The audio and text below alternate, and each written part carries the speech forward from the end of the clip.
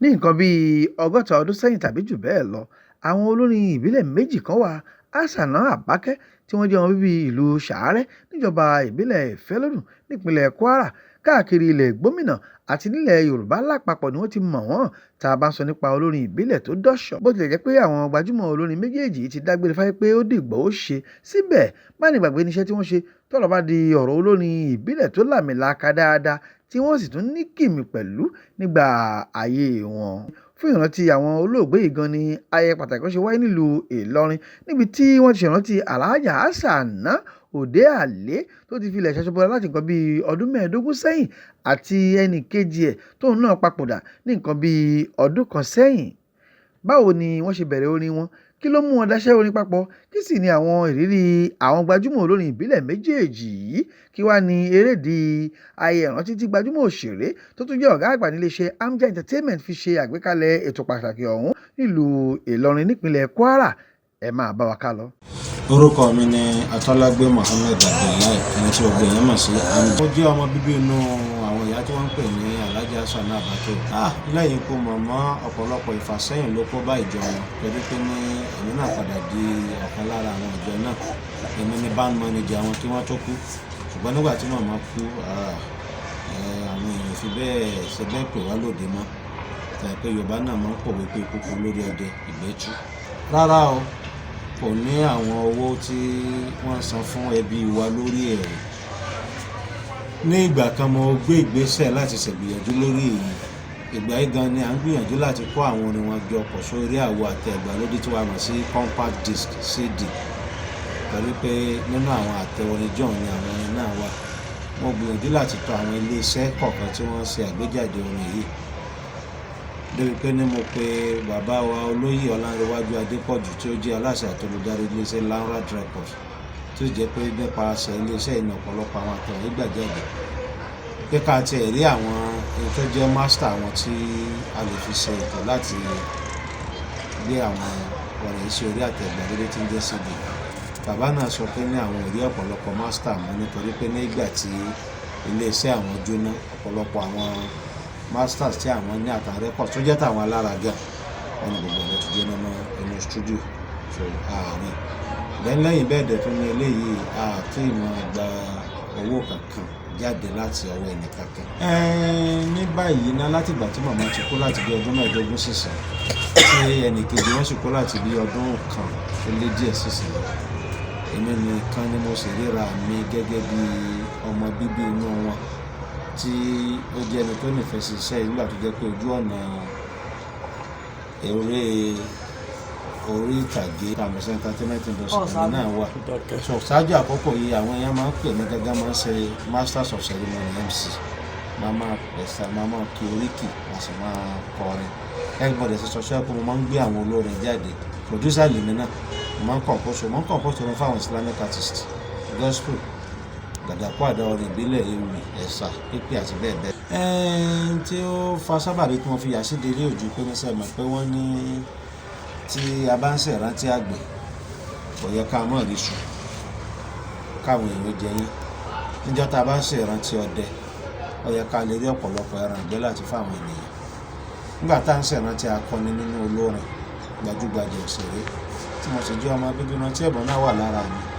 Ìdí ni èyí tí èmi náà fi kó pọ̀ pẹ̀lú àwọn ọ̀rọ̀ ń bẹ tó yẹ ká sọ fáyé pẹ̀lú àwọn mẹ́sẹ̀jì ọlọ́kan òjọ̀kan tó ní kìmí dáadáa. Àsìkò ṣe àkójọpọ̀ rẹ̀, òun náà fi ṣe álbọ́ọ̀mù tuntun ní àtẹ orin tí a sì fi lọ́lẹ̀ rẹ̀.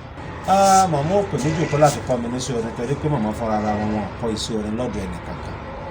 Ẹ̀bùn àmọ́tọ̀run wa ni gẹ́gẹ́ bí ìtàn tá a sì gbọ́ nípa màmá ni pé ní kódà àwọn ò tí ì ju bí ọmọ ọdún 10 lọ táwọn ti bẹ̀rẹ̀ iṣẹ́ orin.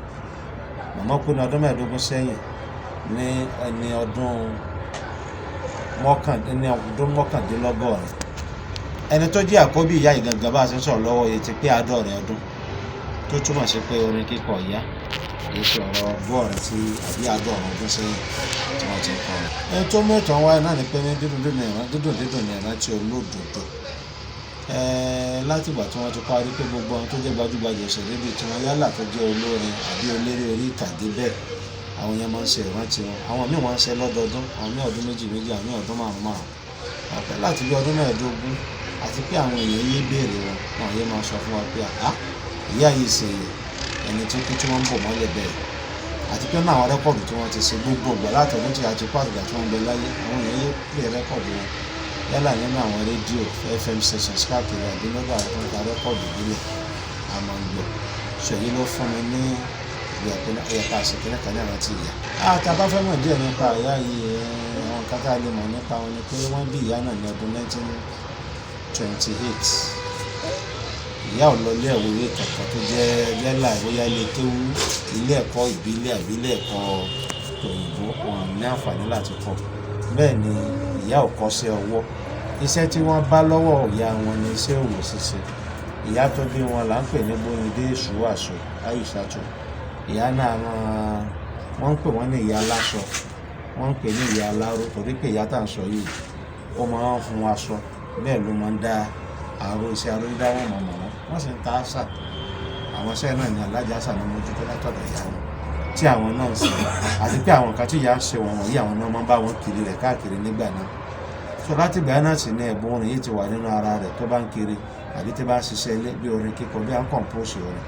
Àti kékeré wọ́n ti bẹ̀rẹ̀ àwọn eré kan tá ń pè ní igbá ìyàwó nígbà náà nílẹ̀ Yorùbá ní ipa ibi tí àwa ti wá Ìgbónà ìwọ̀n tí wọ́n máa ń lu igbá ìyàwó tó jẹ́ gẹ́gẹ́ bí eré ìbílẹ̀ tí wọ́n máa ń ṣe tẹ́yìn ní ẹ̀sùn ìyàwó tó bá kọ̀ lọ́tí ìyàwó lọ sí ilé ọkọ.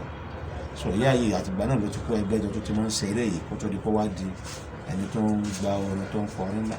A gbọ́ pé gbogbo àwọn tájá akẹgbẹ́ wọn nígbà náà tí wọ́n ṣèyàwó àwọn náà ṣeré fún wọn. Àwọn tó jù wọn lọ kó tó di pé àwọn tẹ̀dẹ̀ ní abilékọ ló ṣeré fún wọn. Ìgbà tó yá ìyá yìí fi ìlú Ṣàárẹ́ sílẹ̀ torí ìlú Ṣàárẹ́ ni wọ́n ti bí wọn.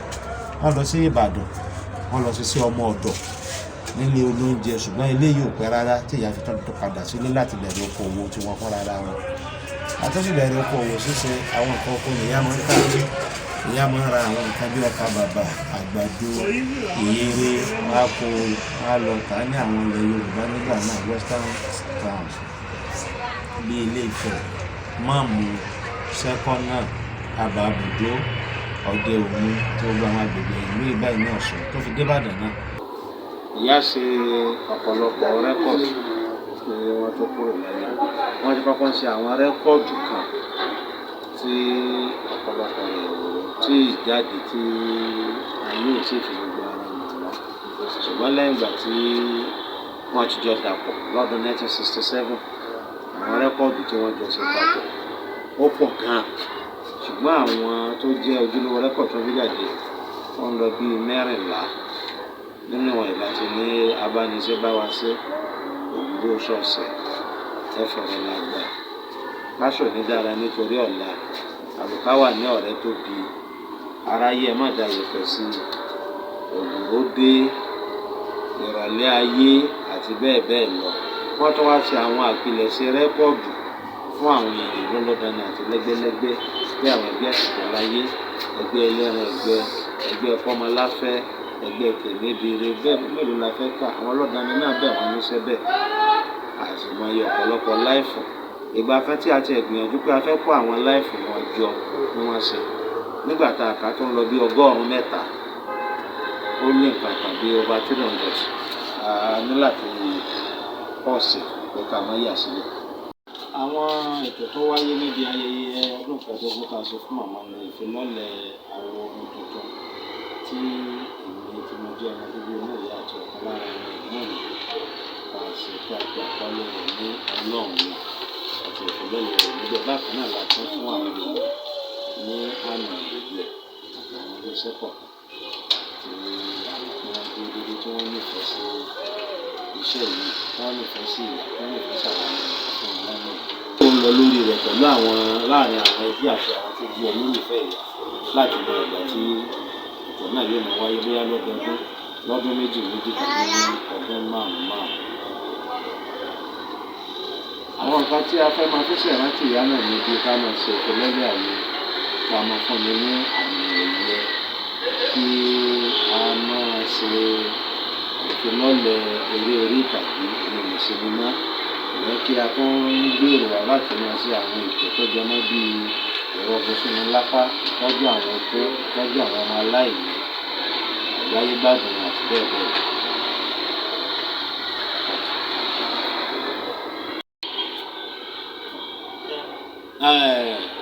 Àwọn ọmọ ẹgbẹ́ wọn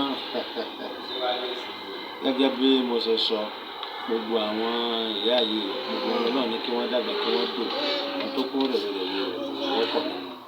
Ṣùgbọ́n nígbà tí wọ́n fi ìṣẹ̀lẹ̀ orin náà gẹ́gẹ́ bí ìfàkà gbọ́dọ̀ wọ́n ní àwọn 23 làwọn 33.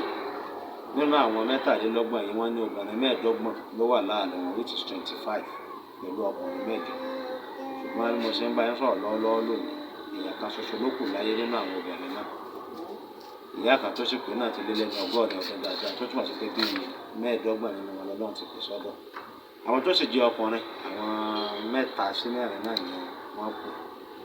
So ní ẹni tó jẹ́ olórí onílù nígbà ìrè wọn, Alhaji Suleiman Alade Owóyalé àti Alhaji Muhammed Aremu Alápàtà pẹ̀lú Malam Hamadu Alade tó jẹ́ balógun onílù fún ìṣàlẹ̀ báyìí.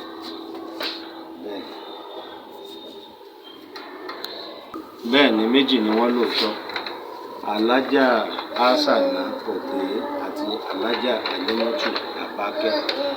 So àwọn méjèèjì ti wà tí kálukú ń ṣiṣẹ́ ọmọ rẹ̀ lọ́tọ̀ọ̀tọ̀ kó tó wá di pé ní ọjọ́ 10 oṣù kẹta ọdún 1967 nígbà tí wọ́n jẹ olùpapọ̀ kẹwàá fún ìlú Ìṣàrẹ́, èyí ni olóògbé Alhaji Abubakar Gbagba Òṣùmọ́ Adélẹ́yẹ. Ọjọ́ náà ni wọ́n dà wọ́n pọ̀ fún ìgbà àkọ́kọ́ pẹ̀lú àwọn òṣìṣẹ́ iléeṣẹ́ Federal Radio Corporation of Nigeria tí wọ́n wá láti Kaduna. Orúkọ orin wọn jọra wọn, wọ́n sì ṣe orin náà tó dáa. Lẹ́yìn ìgbà náà wọ́n tún pàdé ní iléeṣẹ́ kan ní Kírun tí wọ́n tún jọ ṣe àṣepọ̀, lórin náà dùn. Ìgbẹ́ni àyàtọ̀rọ̀ wa wáyé tó di pé wọ́n wá darapọ̀ tí wọ́n fi jọ ṣe àṣepọ̀ láti ọdún náà kó tó di pé ikú pé wọn níyà ní ọdún 2007 ní èyí tí ń ṣe lẹ́yìn 40 ọdún tí wọ́n jọ fi ṣe àṣepọ̀ níbi iṣẹ́ wọn. Ajá mi kọ̀ yáyá lóko mi ò sí, aládùúgbò ìjà wọn ní mo dìran mánú mọ̀ndẹ̀ ò bẹ́ẹ̀ nìkan. Olúwa aláàní sọ ìjìnlẹ̀ ọ̀rọ̀ sọ́pọlọ ẹni Ọlọ́run bá fẹ́ kó foni tó lé ayé ṣe. Ẹyẹlé ń gbápá àwòdì ń gbápá nítorí àpálù bẹbẹ, adìrí òní gbápá fífò bí àwòdì. Ẹni tí ó kọrin ìmọ̀jìnlẹ̀ bí Asana Abake ò sí, wọ́n kọrin títí wọ́n fi kọ́ni lọ́gbọ́n bí asarun. Ọ̀rọ̀ ẹnu àwọn àgbà tí wọ́n fi kọrin sẹ́yìn sì ń báyé mu. Ayé àná ti lọ, tòní ń sún kẹ̀rẹ̀kẹ̀rẹ̀ rẹ bí àná. Orin ìrọ̀lẹ́ ayé látẹnu mọ̀mọ́ wa Asana Abake sì ń bágbà gbogbo mu. Orin ìrọ̀lẹ́ ayé tó kún fún ọgbọ́n àgbà tá a fi gbáyé rè. Láti bí 30 ọdún ni wọ́n ti ṣe àwo orin ìrọ̀lẹ́ ayé jáde látẹnu mọ̀mọ́ wa Asana Abake. Orin ìrọ̀lẹ́ ayé ló ń tọ́ wa sọ́nà bá a ṣe ní farakásá ayé dagbandaya. Ẹ wá gbọ́ o, tèrè tayọ̀ ń tìgbé sùkẹ́sùkẹ́ ń tó gòǹgò. Orin ìrọ̀lẹ́ ayé látẹnu Asana Abake ti di VCD. Ìwọ náà wá ra VCD ìrọ̀lẹ́ ayé. Wá gbọ́ bí òjò ọ̀rọ̀ ti ń kúrìrì lẹ́nu àwọn mọ̀mọ́ wa tọ́lọ́ ń fi sí orin rán ọya ẹgbẹ́ òkè. Ọ̀rẹ́ bọ̀ ọ̀rẹ́ lọ, ọ̀rẹ́ máa fura, ìrọ̀lẹ́ ayé làwọ̀, a ò rí nù ara wa. Ọ̀rẹ́ bọ̀ ọ̀rẹ́ lọ, ọ̀rẹ́ máa fura, ìrọ̀lẹ́ ayé làwọ̀, a ò rí nù ara wa. Ẹ tí gbọ́ nǹkan kan nínú orin ìrọ̀lẹ́ ayé, mọ̀mọ́ wa ṣàjásá ọ̀rọ̀ tẹ́lẹ̀ tí gbọ́ tó fetí sẹ̀yí àtàrí. Orin tí gbọ́gbọ́n sọ kúlúkúlú nú ọpọlọ. Mọ̀mọ́ wa Asana Abake ajórúkọ bí irun mọlẹ̀ láwùjọ orin tí làróró kan rún òmìnirjọ akọrin pèdè tí forin àtìlùkọ́ mọ lárìnjó. Mọ̀mọ́ wa Asana Abake ẹ̀ tó gbé òkè.